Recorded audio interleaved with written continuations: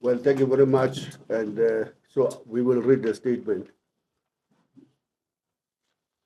The working class is confronted with attacks on its livelihood. Over 30 million working class people live in poverty, with 27 of working class children malnourished. Unemployment has reached catastrophic levels, with 12.3 million people looking for but unable to find work. 70% of our youth aged between 15 and 24 are not in employment, education, and training, unemployed. The working class communities are ravaged by crime and gender based violence. Working class children learn in overcrowded and understaffed schools and cannot read for comprehension. 84% of the working class people rely on a neglected, understaffed public health care. Let me repeat that. The 84% of the working class people rely on neglected, underfunded, and understaffed public health care system. The demand for public, safe, and affordable transport has been reversed, with most workers now using private transport to work. When the heroic struggles of the working class defeated the apartheid dreams of a better life after centuries of oppression, poverty, and humiliation seemed within reach. But that dream soon became a nightmare when the ANC-led government adopted GIE in 1996, inaugurating the South African version of the IMF World Bank's structural adjustment programs. Since then, the working class has been on the defensive, and the capitalist class, aided and abetted by successive ANC-led governments, has been on the attack. A coordinated attack, the austerity and erosion of the social wage. The attacks on the living conditions of the working class take multiple forms.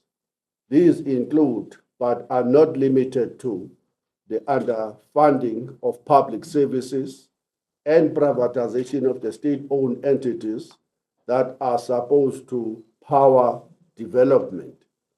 Consistent with neoliberal dogma, the ANC-led government has successfully committed to budget cuts in crucial areas such as the health and education.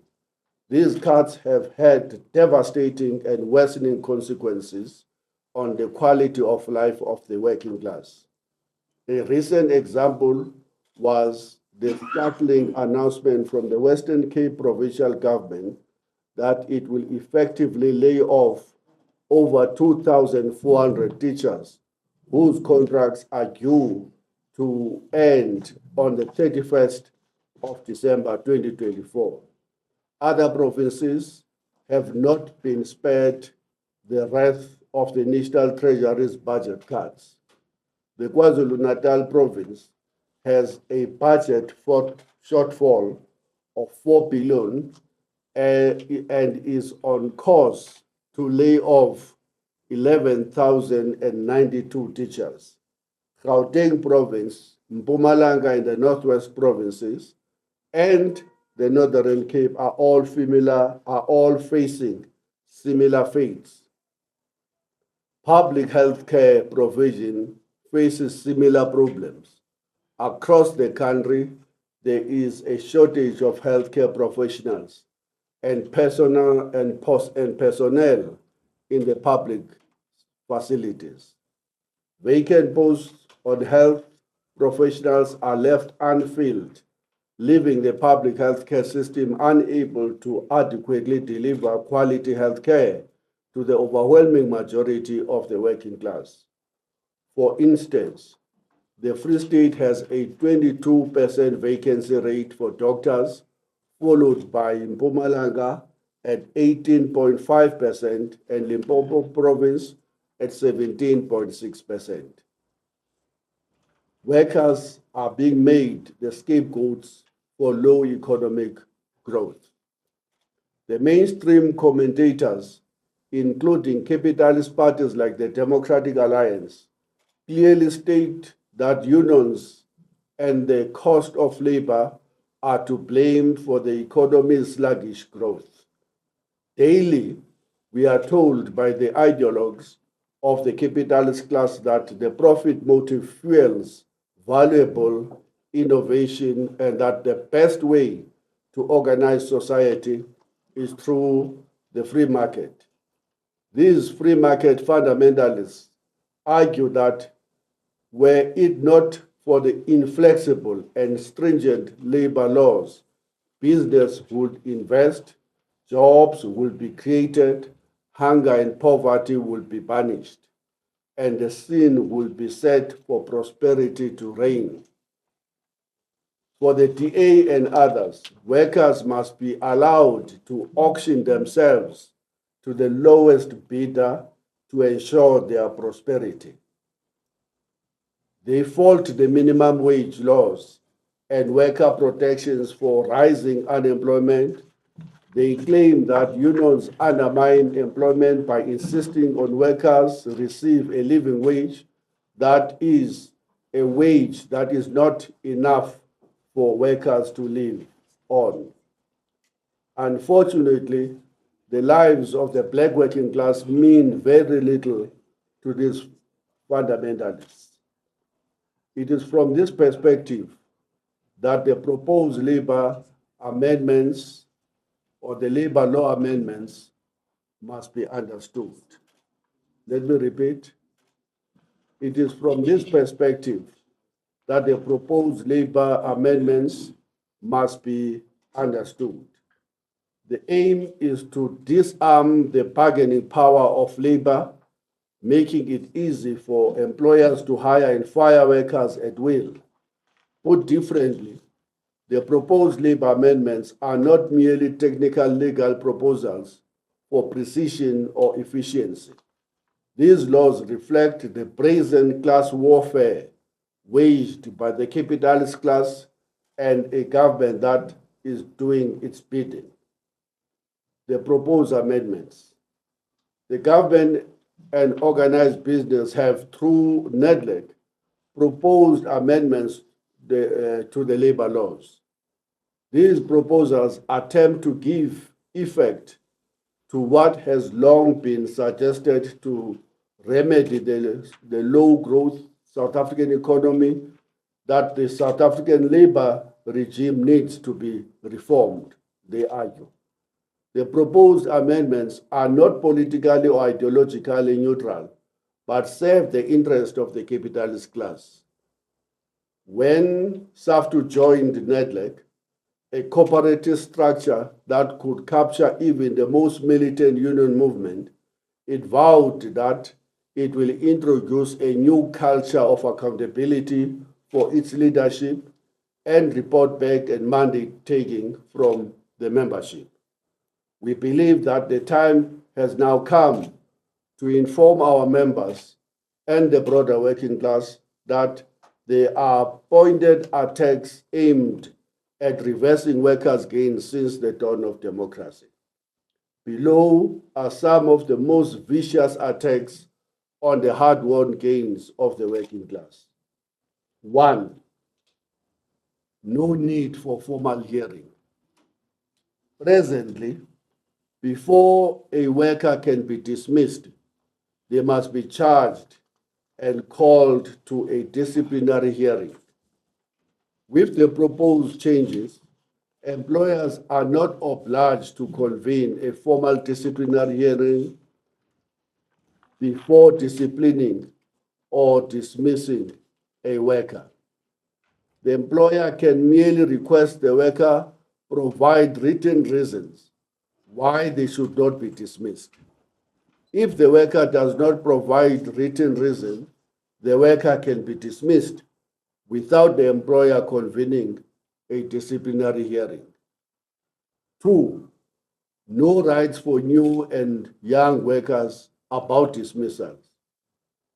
For the first 6 months, younger workers will not have any same protections as other workers against unfair dismissals, except when it is deemed an automatic unfair dismissal. This means that employers and government want an unrestricted right to dismiss newly employed workers without following a due process during the first 6 months of employment. They want to hire and fire workers below the age of 30 at will. 3, unfair labor practices are to be limited. If this proposal amendment becomes law, workers and the unions can no longer refer unfair labor practices disputes concerning promotion, demotion, employee training, and benefit provisions to the CCMA. Also, if an employer refuses to reinstate a worker in accordance with any agreement, workers can no longer refer an unfair labor practice dispute to the CCMA. 4, the labor brokers and the short-term contracts. The employers and government are proposing to extend the period of labor brokering from 3 months to 6 months. In fact, the original demand of the bosses was for 12 months. In other words, employers want to extend the period beyond which labor brokers workers are deemed permanent clients of employees from 3 months to 6 months. With the proposed changes to the LRA, employers also want to be able to employ an employee on a fixed-term contract of successive fixed-term contracts for longer than 6 months, or employment instead of 3 months. Let me repeat that. With the proposed changes to the LRA, employers also want to be able to employ an employee on a fixed-term contract or successive fixed-term contracts for longer than 6 months of employment instead of 3 months. In the landmark ruling of the Constitutional Court, it ruled that the workers employed by temporary employment services, commonly referred to as the labor brokers, under the Section 198A of the Labor Relations Act, must be deemed to be permanently employed after 3 months. The critical issue was that the interpretation of the so-called deeming provision, and we refer anyone to the NUMSA and others case in the Constitutional Court, and it is in the statement in terms of the number of that Constitutional Court decision, which was made in 2018. Point number 5, the attacks on the national minimum wage. To reduce the cost of labor, employers want to amend the national minimum wage figure to include all benefits a worker receives. Currently, the national minimum wage refers to a worker's hourly wage and does not include benefits and the cost of the employer's contributions to the UIF and the benefits, for example. Now the employers want to include these costs in an hourly wage mandated by the law. So you can see what they're angling to do. If they give workers some bag of milli or overall or whatever as a benefit, they want that included in the national minimum wage amount, and so that they can find a way of reducing the actual wage. Number 6, the attacks on the right to strike. The capitalists want to stop continuous use of a Section 77 strikes, as it is currently the case. Regarding Section 77 of the LRA, a union or federation of unions can call a socio-economic protest strike. The certificate for such a strike lasts indefinitely as long as their demands have not been met. Now, the employers and government want the certificate to lapse if it is not used within 12 months. They are directly responding to the loss of this particular case they would have taken against Nedlec in the case which involved the COSATU strike about 2 years ago. The Unions Federation must then reapply according to the bosses or submit a new application even if they have ignored the demands that led to the first application in the first place. This is another way in which the working class power is undermined by these amendments in the boss's interest. Number 7, the threshold of determining high-paid employees in Section 193, 194, 208, and Schedule 7. The government proposed excluding high-paid employees from the dismissal protection, excluding automatic unfair dismissal. But generally, government, with the support of the bosses, wants to exclude the so-called high-paid employees from the unfair dismissal protections. The prescribed amount should begin with a threshold of 1 million rands. Just imagine the public sector workers in the municipalities, in the public sector itself, in the state-owned enterprises, as well as the rest of those that are in the junior management positions in the private sector. They want those workers that they should be basically excluded from the protections of unfair dismissals. Point number 8, the following proposals from the labor laws from labor were rejected. Labor, which is Saftu, COSATU, FEDUSA, and NACTU, had demanded that Section 198A should be amended to extend the facilitation period from 60 to 120 days to ensure that retrenchment is undertaken as the last resort. Business and government rejected the proposal because the subsection provides for extension of facilitation period in appropriate circumstances. But the appropriate circumstances are not determined in law, but they are determined by whoever is the facilitator of that negotiations, and we reject that. 2, we had proposed that Section 41 of the Basic Conditions of Employment Act be amended to increase severance pay from 1 to 4 months. After much deliberation, the government and labor agreed to increase severance pay from 1 to 2 weeks, which is currently being rejected by business. And they claim that it is in the light of the current economic climate, which we know they can use that excuse perpetually forever. The labor law amendments are part of a broader, coordinated, and systematic attack on the working class. And we, as Saftu, will organize to defend our interest and the interest of the broader working class. We are already convening shop steward councils to brief this critical layer of our leadership so that our members are mobilized and better informed about these evil intentions, in particular from the employers. We shall announce the dates of the shop steward council meetings nationwide. We are preparing for a general strike, if needs be, to defend the workers' rights and their gains. End of the statement. Thank you very much. Thanks, Papa.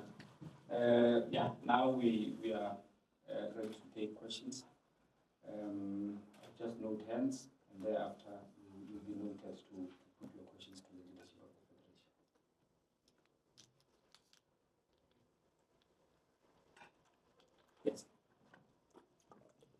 Good afternoon. Sorry, good morning. My name is Katla Ologodi from the SABC. I wanted to get an understanding of where matters are right now. Following those discussions at NEDNEC and your proposals being rejected, does this then mean that the amendments have been given the green light? Would there be maybe an avenue of public participation whereby the workers would be roped into more or less give their take on these amendments and how they're going to affect them? Or from NEDLEC, they were represented, and then that's the be all and all, that these amendments are as good as done? Thank you. Yeah. Since I do not see any other hand, If there is. oh, sure. Thank you. I'm Hawalo Maoleo from UFM. Is there consensus among the four federations that these proposals should be rejected, or is it just Saftu at this stage? And looking at your own strength, is Saftu in a position to strike in an impactful way that forces, in particular, business to the negotiating table? And just your comments generally on the GNU about a little over 3 months in office. There seems to be, commentators believe that South Africans, and I think this includes your members, that they are generally happy and have a much more positive outlook about the future of the country. Just your comment on that. The SABC question first.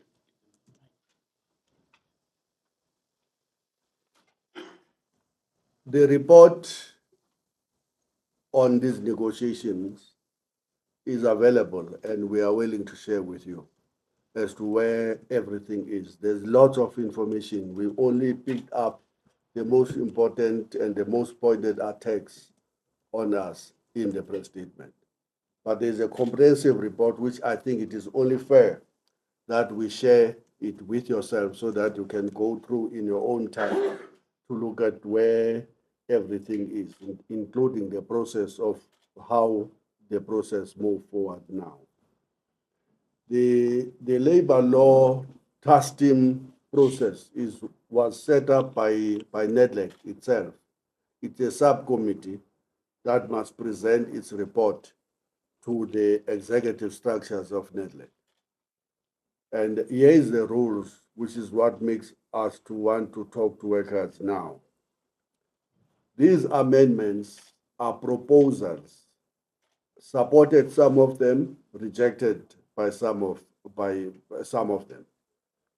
Some of the proposals from government are mostly supported by business, and business goes even further to make its own demands.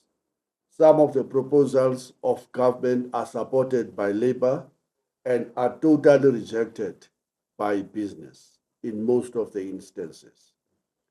Faced with that, government will say to the process that, look, we still the government, not NEDLEC. NEDLEC is a consultation process which allows participation by the core constituencies in the economy, the key constituencies in the economy. And when all it is done and dusted, the government will take this process forward, and consultation would have taken place in NEDLEC. Taking it forward means taking it within government processes and taking it into the parliamentary processes for amendments to be done, which means that there will still be an opportunity to make some representation in the process that Parliament may choose to have. But as you know, the experience is that by the time the matter goes to the Parliament, with the current Parliament, and I'm going to come back to your question, you can scream as much as you can. Short of a massive statement by workers through a general strike, the amendments that government wants will go through the parliamentary process, because Unfortunately, our parliamentarians tend to be praise singers of the executive. They never, ever, in a fundamental way, reject what the executive is proposing in parliament. So that's the process in terms of how it is going to unfold. Now, in relation to the first question, was, I'm sorry. However, There was a first question before the GA. The impact of Saftu. oh, Or the strength of your Saftu. affiliates, the yeah. four Oh, yes. federations are agreeing. Yeah. Alone, can we have capacity? The four federations are at one. They are agreeing on rejection of the amendments. Totally united. The disjuncture was that we would have preferred that this press conference be a joint press conference with the other four federations, and that the COSATU strike that they had on the 7th of October would have been on another day. That would have allowed us all to effectively mobilize the base so that we make a powerful statement. Unfortunately, our colleagues in COSATU rushed and, in our view, misfired. The 7th of October strike, even though they say it was a success, in our view, who have been organizing the strikes all of our lives, it was a damn squib. It didn't happen. It didn't make any statement that will threaten government or the employers not to proceed with the amendments or with the retrenchments or the austerity programs. It was a half-made statement. Our appeal to the Labour Federation still is we need a joint statement in rejection, not just in neglect. We need a joint action in rejection of these amendments in the streets. And let's repeat what we normally always say. What we have not won in the streets, you will not win in the negotiating table. So our appeal to all of them, it is time to put egos on the side, to join forces, to mobilize the rest of the working class, in particular the young people, in rejection of these amendments. As to whether Saftu has a power on its own to force government to retreat and force employers to rethink the proposals that they are putting forward, we think we demonstrated that in the previous amendments in 2018. And I'm sure, sitting where you are, we have not seen anything close to those levels of demonstration in this economy. And we have a capacity to pull the same numbers and to resist this attack. We insist that this can't be just a trade union matter. This is the battle of the working class. It is the working class that is coming under attack. And as you can see, we see this not just as an isolated attack based on the labor laws.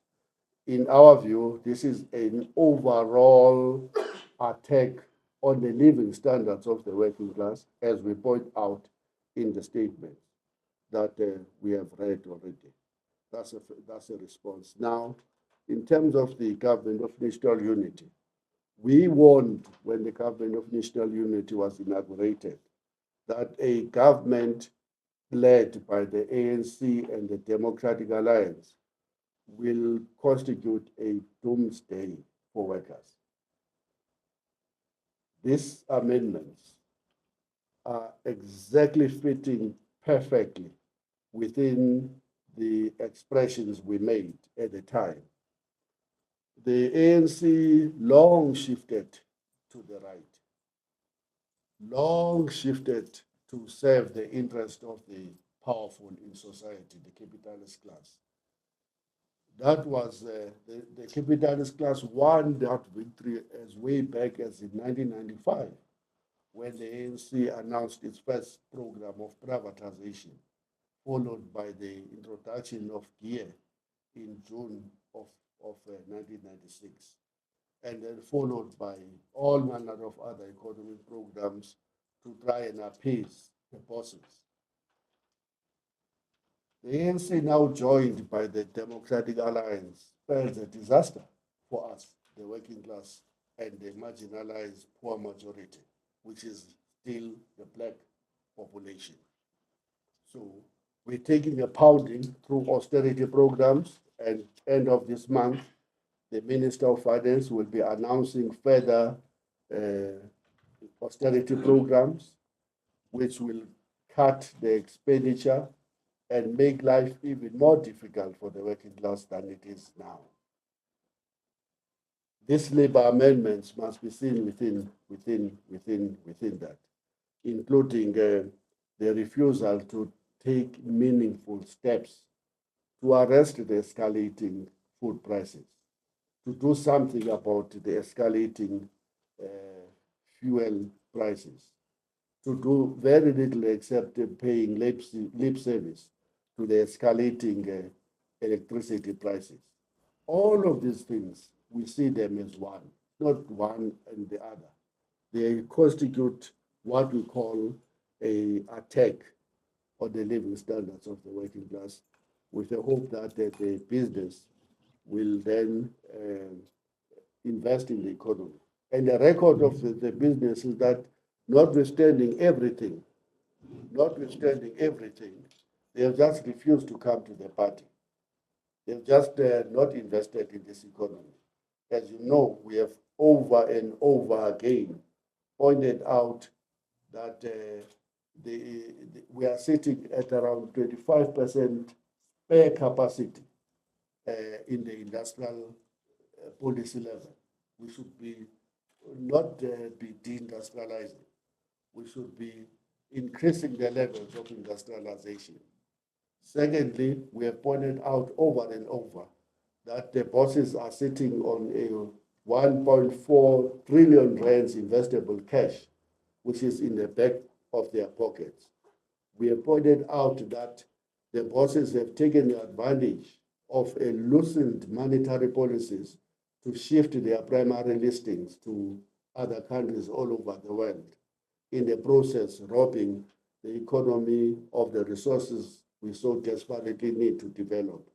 We have pointed out that government is doing absolutely very little or nothing to arrest the phenomenon of illicit cash outflows that have now increased from between 300 to 400 billion rands to 1.8 trillion rands, according to the latest figures.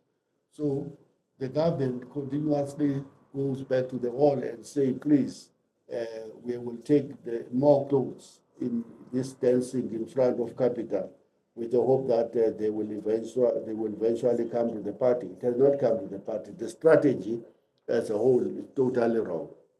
Comrade Smay wanted to make some addition, I think. Sure. Yeah, I think the point is that, and I want to build on the question of Bawaleo, but I think you've partially covered that point. This is not going to be, or what you're looking for, is not a Saftu resistance, because these are by no means, attacks targeted at Saftu, but these are attacks on the entire working class, right? I think the amendments have been spoken about, but let's just take one when it comes to the issue of minimum wage. Already our minimum wage bears no relations whatsoever with the cost of living of many workers, including 60% of workers that are on or below that minimum wage, right? When we speak about the value of labor, and just to take this point, because we're talking about really here a colonial slavery where wages, are not about the cost of social production, but really they are linked with the colonial wage formation that, laid the foundation for modern capitalism, continued under apartheid, 30 years in democracy. We haven't broken from that, right? I mean, just look at the cost of food, the household food basket. Is that somewhere between 5,200 to 5,500, right? These workers are earning 4,000 to 5,000, 4,500 to 4,000 to 5,000 minimum wage. So they can't afford food. When we go to the cost of transport, we're speaking here about the fact that the overwhelming majority now have to rely on private transport. That is estimated to be 2,000 rand for a family of 4. That is a worker commuting to work on a daily basis. Of course, the students, to schools and so on, that are part of the working class families and so on. The cost of housing, not a housing, fancy housing in what called in Sandton, Rosebank and wherever, and the rich are staying. But we are talking about the most basic housing, including backyard rooms in Soweto, in Mamelodi, and all those things and so on. Ranges from 2,500 to 4,000. When you take an average residential property, they'll actually say that rental is at 7,900. But by that they mean decent flats, townhouses. We're not there. We're just talking about a backyard room in Soweto and townships. When you calculate that, 2,500 to 4,000 at the moment, I can go on and on, right? And that's the reason for us, as GIUSA, we are raising it with Saftu to say what becomes our demand for a living wage. There is a report we made submission to say 15,000 rand is what the researchers are saying is a livable wage, not a living wage, a livable wage, right? And there's a problem with that amount, but that's an issue. But there's also the issue of electricity tariffs that have been raised by ESCOM, which has increased, according to some estimate, as much as 800%, electricity tariffs from 2007 to where we are. They are proposing over 36% next year and 11% following year and so on and so on. That is going to again raise the cost of electricity to astronomical levels. But lest we forget that electricity alongside, fuels, oil in particular, these are major input in a production process, but also major input in every other industry. So it's not just about the cost of transport. It's not just about the cost of electricity. It's also going to be about the cost of food and every service that you access, because this will again raise the cost of production, which in a monopolized economy like ours, we can always be sure that will be passed on the working class. The catastrophic levels of unemployment GS has risen about. So my view is that Saftu will have to go all out to mobilizing young people whose lives are being wasted by this economic crisis of capitalism, and over 12 million of them who are unemployed, living in squalor and poverty, millions of people in informal settlements facing a housing crisis for which not only there is no solution, but it's getting worse, but also workers in poverty wages. And I want to end on this note, and with your indulgence, share that. The issue of poverty wage is not just about our members and living decent lives that they deserve, because these are the real creators of the wealth we have in the economy. And we make absolutely no apology on that as Marxists, right? But it's also about what kind of economy we want to build. But also it's about the issue of growth. I'm saying this because a lot of, narratives that pass for economic science suggest that our demand for better wages actually will destroy jobs. Now, firstly, when you talk decent minimum wages, like every legislation, there's always mechanisms, right, for exemptions where there is a case and a need that can be demonstrated. But the issue here is about vast industries that can perfectly afford, from food, securities, cleaning. Lots of these companies, by the way, the security companies and cleaners, are already charging government 20-something thousand and paying their security guard cleaners only about 5,000 people, right? So the money we are demanding, for the most part, is already paid and charged. It's just that it's not landing where it actually belongs with the workers. But it's also the fact that the poverty of the black working class is central to the deindustrialization of this country. The question here is not about availability of wealth. It's where is this wealth going in the economy? And when you look, for instance, just at the mining industry, let's accept for a second what the Mineral Council is saying. The volumes of production last year was 1.1 trillion. That is the industrial turnover, the turnover of the entire industry. A year before, it was 1.2 trillion. Even if you just accept the primary sales, I think 2022 there were 81.7 billion, right? 55% of that, of the profits from that industry, were taken by a foreign-owned multinational companies like BHP Billiton and others that are paying their CEOs, in the case of BHP Billiton, 234 million rand. I think that's the figure that I've seen, which it will take a worker working or living 114 lives, in each of them working 40 lives without interruption. A worker on a minimum wage, just to be able to earn what the CEOs earn. These are people who are subsidizing through cheap electricity, special tariffs for which I and you are paying, and all those things and so on. So it's not a question of there is no wealth. There is. The question is, does it leave this country through profit repatriation of the big, mainly foreign-owned multinational companies, or do you put this money in the working class who spend it locally and therefore generate economic activities in many rural areas, in many townships, where it will stimulate growth and create many more jobs? So we reject as Saftu the argument that better and decent wages are incompatible with economic growth. If anything, we argue the opposite. Thank you very much.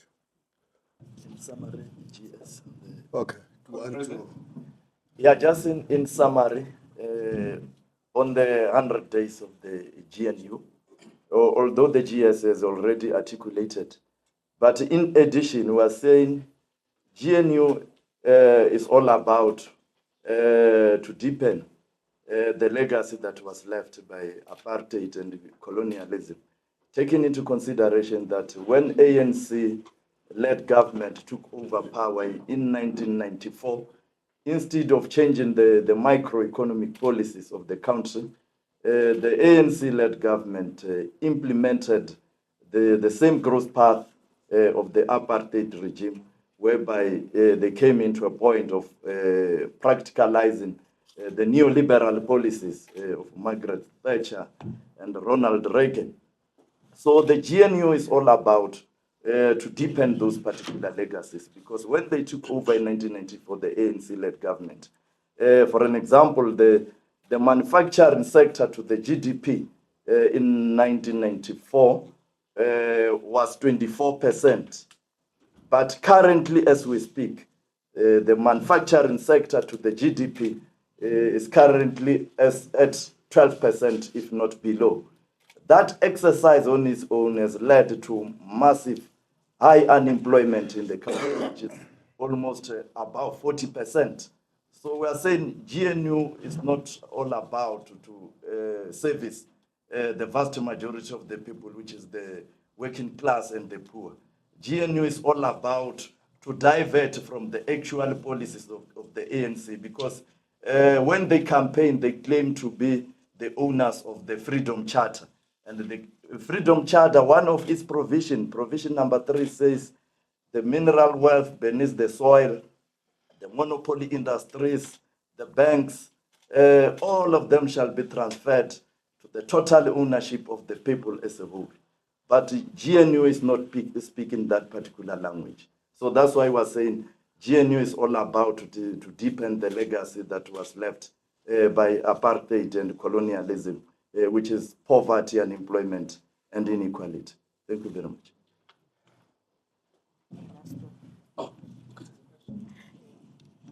Thank you.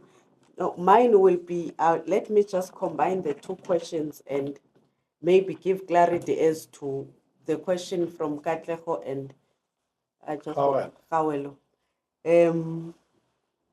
To say how far are the negotiations, the process, and maybe to say where to from here as Saftu. maybe we need to give that direction that the National Executive Committee of Saftu has mandated us to make sure that we go to all corners from Mosina to Cape Town, convening the shop steward councils. But as the GS has already indicated that at Nedlake, we have also formed a campaigns committee. In the campaigns committee, Saftu is saying, instead of having Saftu as the shop steward council alone, let's make sure that all the federations, they form part of those shop steward council, meaning that that's how we answer the question of are they all federations on board. That's what we want to do, because this is not the war of workers only. It is the war that we want also to engage the student formations. We want to engage civil society formations that are progressive. Would like to engage women that are progressive formations, so that we know that when we have to respond, because the response should have an impact, it must be an impactful response. We make sure that we have mobilized all the ground, because as I think, as you can see, when you read what we have given you, you can see that this is a reverse. And if it's a reverse, it will make the trade unionism irrelevant if we are going to accept that a dismissal should not even have a disciplinary hearing. We are just reversing the gain. So that is why we are saying it will be important to ensure that we all move together. And when we move together, no one is left behind.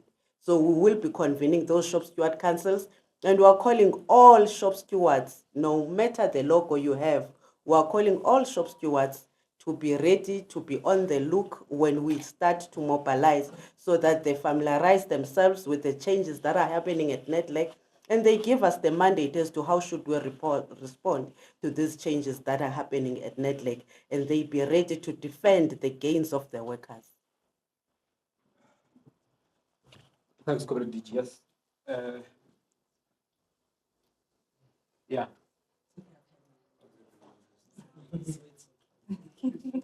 Yeah, I'll take the last round of hands and then we'll conclude the business of the day.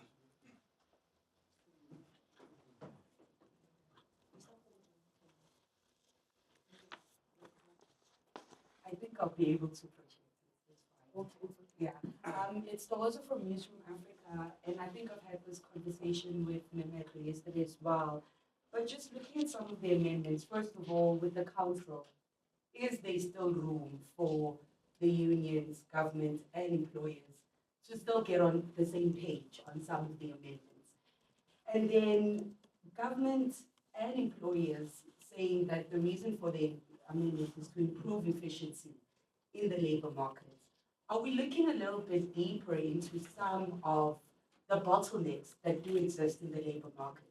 For example, if we take, that whole protection against retrenchment, or for the young ones that they don't need, any formal hearings about dismissals. The employers I've spoken to, most of that they are crying around learnerships, that young people will be in these learnerships perpetually without them actually securing a job. Both their government and employers then spending quite a lot of money in those learnerships. So are we taking our discussions to maybe dig into sort of those issues within the labor market, and how we can then have more consensus as the different social partners with the issues such as that?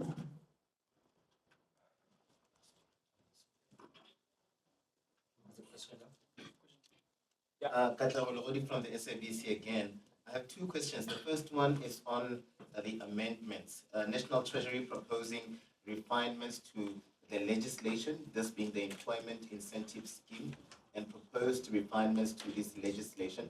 So these amendments would be including punitive measures specifically targeting employers who engage in abusive practices. The proposal set to come into effect on the 1st of March 2025.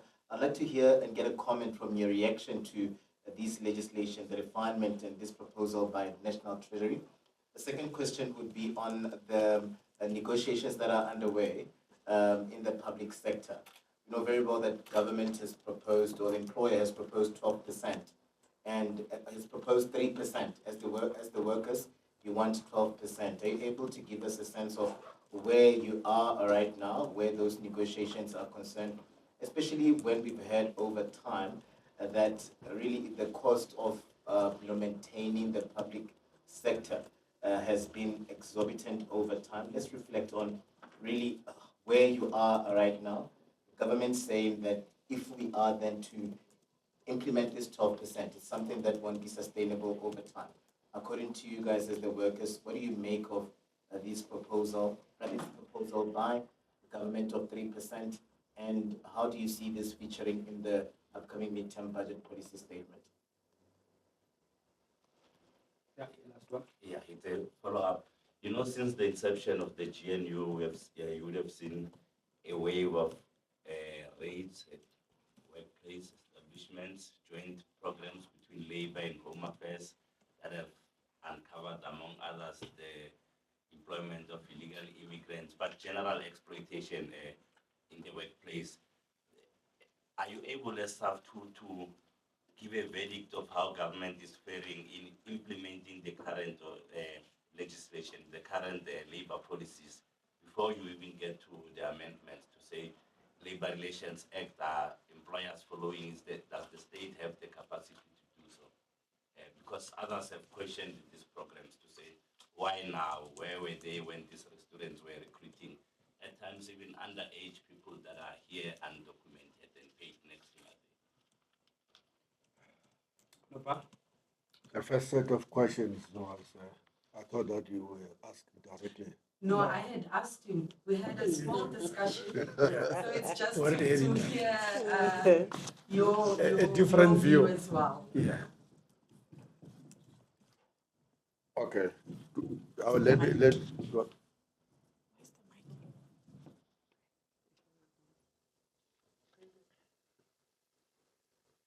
There is always a possibility that the last minute deal can be struck by the parties. But look, this process has been going on for 2 years now. It started even before Saftu was admitted at NEDLEC. It's now nearing its end. There is now a final report of the labor law reform task team that is ready for presentation for it to be adopted, which will have options, as I was saying earlier. It will say on this particular issue, government and employers agree, labor disagree. On this one, government and business agree, labor disagree, and so forth and so forth. That's where we are now. It is at the last moments and of negotiations, and that's why we cannot afford to keep quiet and not raise our voice at this particular stage before matters get concluded at NEDLEC and before matters get taken to the parliamentary processes. And that's why we're mobilizing now, such that by the time the matter go to parliament, workers are long in the streets and demanding that the amendments that assault their gains are not put forward to the parliamentary processes. Now, the bottlenecks the employers are referring to and how they want to seek to address those is what they are proposing. It is not true that the employers have any sympathy for any leaderships. If anything, they mean that they will rather sideline workers' gains and rights so that they can employ leadership or workers in leaderships perpetually as part of increasing their levels of profit making at the expense of human rights. So they have no time for leaderships. And if anything, the employers, as the last question from you is indicating, are using every trick in the book to sideline the general labor laws in our country across the board in a disparate attempt to make sure that they maintain and even increase the current levels of profits they do it. And so they can't lie now and say they're bottlenecks. We end up having to use the learnerships. If anything, they are proposing, as you can see from the statement, they want no protection whatsoever for workers that will be in employment for the first 6 to 12 months in their employment. They want no hearings to be held. And they want to remove any kind of protection to protect young workers in the economy. And that's what we are resisting. Now, I don't really want to make any addition to that question. Yeah, maybe just to say this point that, I mean, in the final analysis, it is because we are in a stage or in a period of economic stagnation, which, if you like, doesn't work for anybody. From the point of view of the capitalist class, they have a crisis of profitability, and they think the way to address that crisis is basically slashing the conditions of the workers to savage levels, really, and which you can't describe as anything else than the colonial slavery as spoken about earlier on. At the same time, for the workers, for the working class, for the poor, life is becoming unbearable. So we are headed for a condition, or rather, for a collision of classes. And there's not any way out of the situation. It's a question, really, of whether you restructure the economy in the interest of majority, and which we have proposed how you do that. You nationalize the minerals in this country, beneficiate and reindustrialize the economy, build or rather initiate a mass public works program to rebuild the public infrastructure, public services, in the course of that, creating millions of jobs, eliminating unemployment, reducing poverty and inequalities that are there, and so on. So these expectations, unfortunately, are irreconcilable. And I think what the business and government they've been doing is that they've been escalating, they've been stepping up what essentially is a one-sided class war that they are unleashing at the working class, they are unleashing at labor movement, and the restrictions on the right to strike and many other trade union restrictions that we see more and more in workplaces is an attempt on the part of the capitalist class to tie the hands of an organized working class behind its back as they are preparing for an all-out onslaught in terms of unemployment that is a staggering 12.3 million, as we point out, in terms of privatization of electricity, which will take the tariffs to a new astronomical levels, the cost of living crisis that is spiraling well beyond affordability of the basics for the working class and so on. So is that irreconcilable class conflict that I think is playing out at NETLEC? And we are here because no amount of negotiating is going to resolve the contradictions that have accumulated at NETLEC. And we believe that this GNU is a political conspiracy of the parties rejected by the overwhelming majority of the working class, parties that agree on nothing else except a neoliberal onslaught, parties that want to privatize everything, the ports, they want to do away with social grants, they want to reduce the minimum wage, they want to attack the rights workers fought for, won over decades of struggle, from the days of the struggle against apartheid to the entire post-1994 period. So is that conspiracy that obviously they entered into with a view to pushing this kind of reforms, and I don't think that there's going to be any amount of negotiating. It's a question of the struggle of the living forces, and I think it will have to be decided on the street. And from the point of view of COSATU, and I think the DGS was correct, our shop stewards are going to be the war councils of the working class. They are going to be open to every shop steward in this country, every worker who wants to take up a fight, who want to work out a strategy, both to fight the immediate attacks, but also on all other issues. We are also going to be reconvening a working class summit to make sure that communities and other movements of the working class that are faced with this crisis, right, that is facing workers and so on, also are able to organize, to coordinate with us so that we are really contemplating what should be a mother of all class battles between the working class. And I think this determined attack on the part of the bourgeois and the institutions, including government. Katlego. Personally, I don't have the information on the first question about the Treasury's process of amendment that they may announce in terms of refining whatever. That issue is not in Netland, which is a problem in the first place.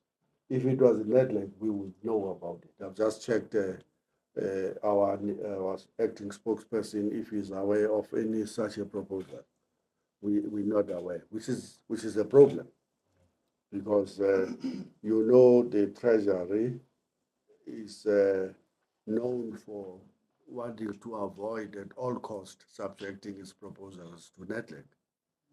It always wants to go outside and go directly in Parliament, where it can present its bills as non-amendable bills and to get them through the system. We will have to check that again and as to where it is, but it is, as far as we know, it's not in Netland at all, which is a big problem. There is, of course, the medium-term budget policy framework statement that is going to be announced in October. So it will mean that we're going to have to rush against time to find that information and to see whether we cannot use even the legislation to force the Treasury to present that into the NEDLEC process. Now, on the issue of the public sector negotiations, you will be aware that government initially asked for public sector workers to accept a 3%, and way below even their mid area of the inflation target, which is 4.5%. Unions, all of them, Saftu, COSATU, FEDUSA, everybody said that's totally not acceptable. Currently, there is a process of facilitating that and to check if the parties cannot reach one another.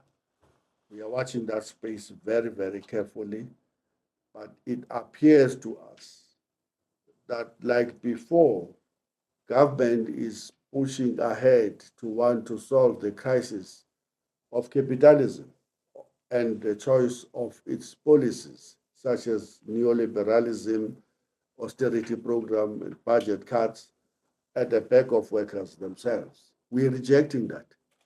There's just no way that workers in the public sector are going to be forced to accept anything that is close to this 4.5% or even 4.7%, somewhere there. That's some of the proposals that they are now counting in that process. We're rejecting that. Our demand is 12%. Why 12%?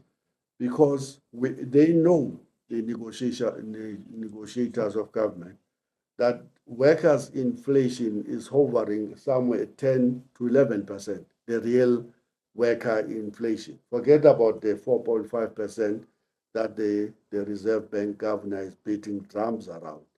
The inflation for the working class, on the basis of the fact that the food prices are running for how many years now at 15%. That's what you and me pay for food. And workers spend 60% of their income on transport and food prices. They're remaining with absolutely almost zero for electricity, for rates, for clothing, for leisure.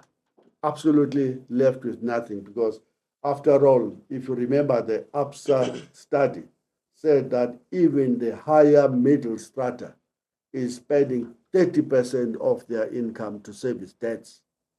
And that's why there was such a stampede, by the way, when government opened the opportunity for the two-pot system. Massive pandemonium, which indicates that workers are starving. They are the working poor whilst they are working. And so they're desperate for any kind of an income. And we can't agree to continuously subject workers to those conditions for another 30 years. That's our bottom line.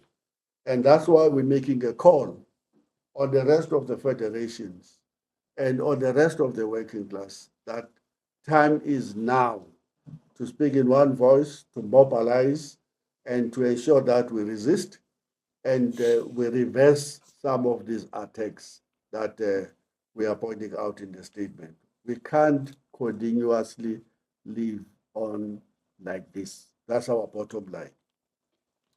So the public sector workers, mobilize now for the strike, join our provincial shopyard councils, join our local shopyard councils that will be convening, and make sure that you see the struggle to resist these labor law amendments and their struggles to reverse and to attack your living standards in the public sector as but just one struggle. That's the point that we're making.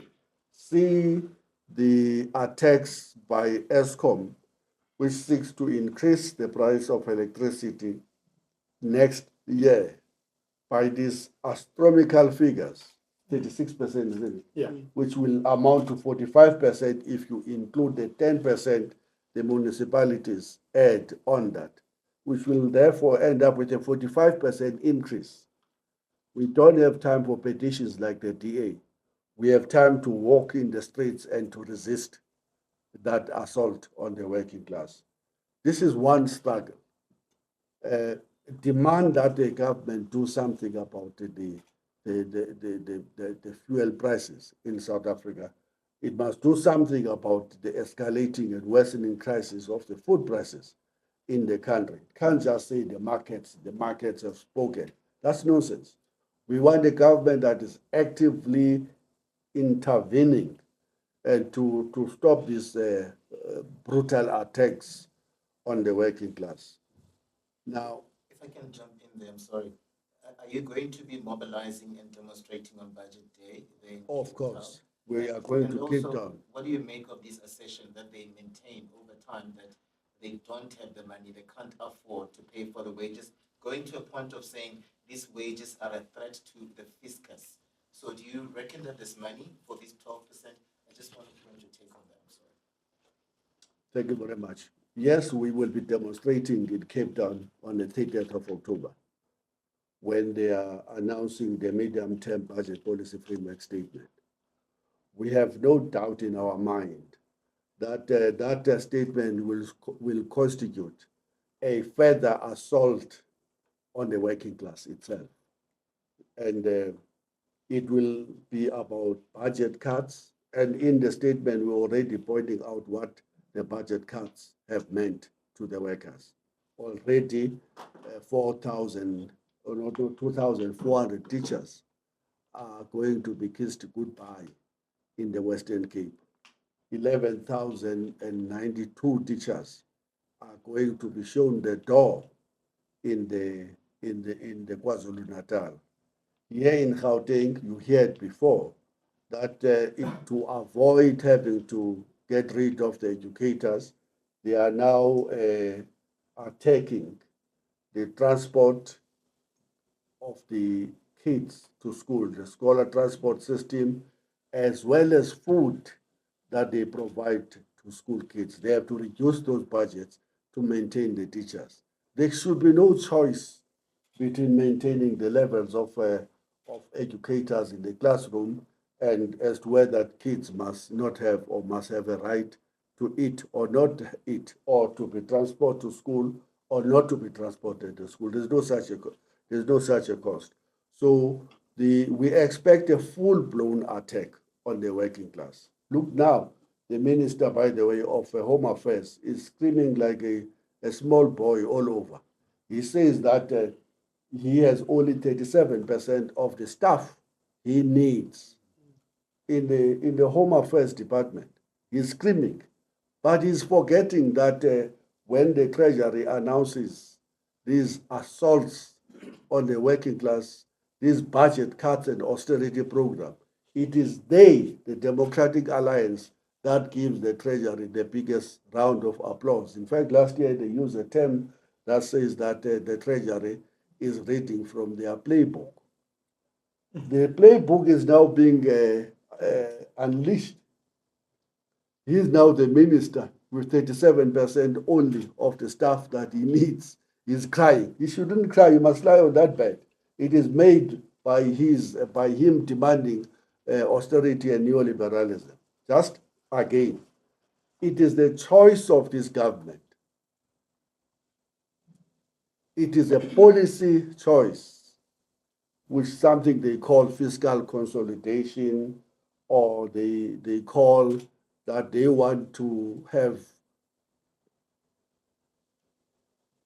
what they call this, they want to have a surpluses, budget surplus, and they want to cut the deficit to the GDP ratio below 73%. They've forgotten the history of South Africa, including the era in which the previous white-only government used to tolerate a GDP debt ratio of around 110%, which led to the creation of all of the state-owned enterprises that this government is now wanting to privatize. They're saying that these are the policy choices, all inspired by their signature to the structural adjustment programs that are driven by these rating agencies, the IMF and the World Bank. It is a choice. They had other choices to pursue, but they have chosen neoliberalism, austerity program, which means budget cuts, and fiscal consolidation, which means privatization and more budget cuts. It's a policy choice. They are solving the crisis of capitalism on the backs of workers. We are resisting that. We are refusing that. We're saying that there are other choices that you should be pursuing instead of a disastrous choice. Look, the point that you were making, let me develop that further. The government is already having its back on the wall in that it is being deserted by the working class. The ANC is being deserted by the working class. It lost Cape Town ages ago because it can't deliver to the expectations of working class for the better life for all.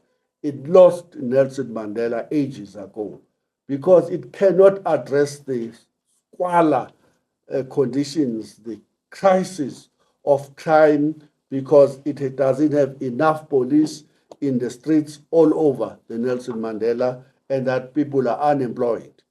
It's now lost Johannesburg, Tshwane, Ekurhuleni. It is almost on the verge of losing Durban, and it will eventually lose even the Buffalo City.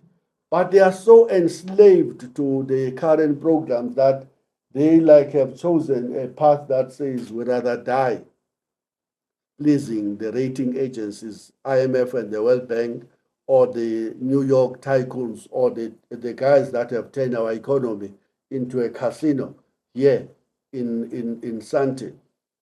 We will rather die and hope that our Democratic Alliance will save us. No, it's not going to save them. And unfortunately, the ANC is like I once said that it's like they've been given some muti to make them blind, to lose their conscience, and to just continue to walk in this path of total disaster for itself and the levels of support that it should have. 2016, when is the local government election? 2026, it is still going to take the same pounding because the current economic programs are not going to reverse unemployment, poverty, inequality. They are not even able to address the levels of crime. South Africa is in a precipice. Look at what is happening in the Eastern Cape. Massacre after massacre, family feuds, the levels of depression and mental health problems that are playing themselves out with families hiring assassins to kill one another, mothers committing suicide and killing their babies, and in order to avoid the crisis of poverty that ordinary people are experiencing. So we're dealing with a very, very hardened group of neoliberals led by the president who refuse to look at any other alternative, but to keep on telling the country that we have no money, we have no money. No, they had money. They have rejected a call made by labor movement and the progressive forces in this country to introduce a wealth tax, a solidarity tax. They rejected that out of hand way back in 1993, 1994. Even Bishop Tutu died calling for the government to introduce a wealth tax. They rejected that. Instead of introducing a wealth tax, in lieu of the fact that we are the most unequal society with 1% of the population owing 45% of the wealth and 10% of the population owing 90% of the wealth, they introduced a raft of measures, such as reducing the corporate taxes from 52% at their highest point in 1993 to currently 27%. The very same people are saying we have no money, we have no money. Workers must accept below the inflation increases. Then they introduce a monetary policy to remove all exchange controls in the economy, to allow their firms in the private sector to go list elsewhere in the whole world, in New York, in London, and elsewhere. The same people who are allowing resources to leave the country are crying foul. We have no money, we have no money. In addition to that, they removed all exchange controls and they are allowing these guys to move out of this economy between 300 to 400 billion rands every year, which is now estimated to be running to a 1.8 trillion rands. They're doing nothing about illicit cash outflows, but they're turning around to the working class and saying, we have no resources to pay you a living wage, to employ more people in the home affairs. Then they complain, we have a porous borders. We have a porous borders. They don't say that, no, but in the home affairs, we only have 37% of the people who should be employed. They see no relationship. And I was listening to these guys on Sunday. Oh, no, there are foreigners that are taking over our spaza shops. Who's the government? Who has been sleeping on the job? And going to your question, they are now jumping. And that's why we issued, please look at the statement we issued yesterday, condemning the Gauteng government. In fact, if we had resources, I will argue to the leadership of the Federation that we must sue the government for the death of those 6 babies in Naledi. And I'm sure if we had a number of pro-poor NGOs that have resources, we should be able to sue them. These guys have a number of bylaws that are very categorical, that you can't just sell to kids and to the population food that has not been properly processed, that has not gone through certain hygienic standards. They have the bylaws to do that. But when babies die in our schools, they are the first to jump. They see every opportunity. They take every opportunity to go and present themselves as this, we are shocked. We are shocked. How could you be shocked? Because the failure to employ enough health inspectors and to enforce your own bylaws lead to what we are seeing in Hammanskraal, where kids are in hospitals everywhere else in the country. Somebody who have money, please give us that money. We will sue them. And because their blood is dripping, their hands are dripping the bloods of those workers, of those kids in Naledi, in Hammanskraal, and elsewhere in the country. Thank you very much, Nopa. That concludes the business.